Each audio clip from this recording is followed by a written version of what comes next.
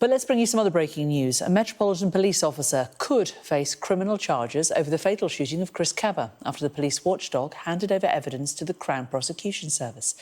Mr Kaba was killed by a single shot fired through the windscreen of his car in September last year. Here's what the IOPC had to say in the last half hour.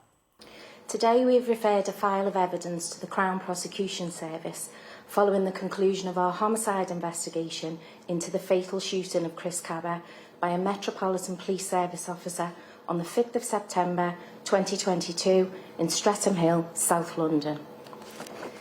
This was a tragic incident, and our investigators have been working hard to ensure our comprehensive investigation has been completed without undue delay and within the 6 to 9 month time frame that we have committed.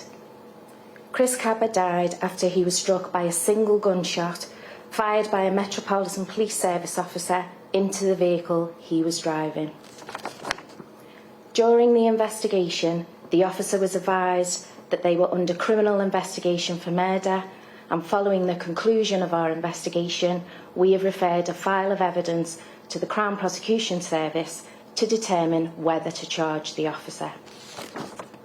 A referral to the Crown Prosecution Service does not necessarily mean criminal charges will follow. It is now for the Crown Prosecution Service to decide, applying the code for Crown prosecutors, whether or not to prosecute the officer.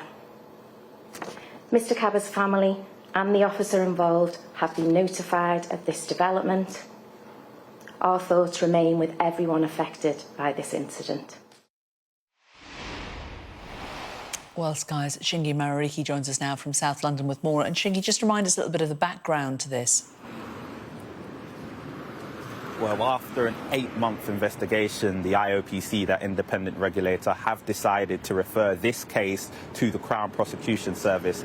That means the Crown Prosecution Service will take the decision whether to charge this officer. And coming back to the background you just asked about, this incident took place on the 5th of September last year. Chris Kaba, a 24-year-old, was driving through South London in an Audi which had been linked to a firearms incident the day before. He was then picked up by officers who didn't know it was him who was driving. He was also unarmed, and they followed him for 15 minutes through South London with no lights or sirens.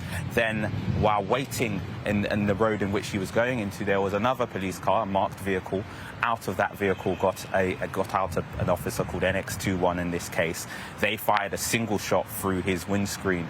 That shot killed Chris Kaba, and that incident has obviously led to deep unrest amongst his family and protests across the country as well. A grieving family forced to campaign, organise events and try to get justice for their son. And in this moment now, they feel that one of the things they were demanding, the prospect of the officer being charged, has been fulfilled. We spoke with family earlier, Jefferson, the family spokesperson, who was really relieved but also happy to see this moment come, and now they're going to start putting pressure on the CPS and asking them to conclude their findings. But I think it's worth noting that this could take a while. We spoke to the family's lawyer, who said that this could potentially take a few months, so a lengthy legal journey ahead for the family, but this is one outcome that they wanted.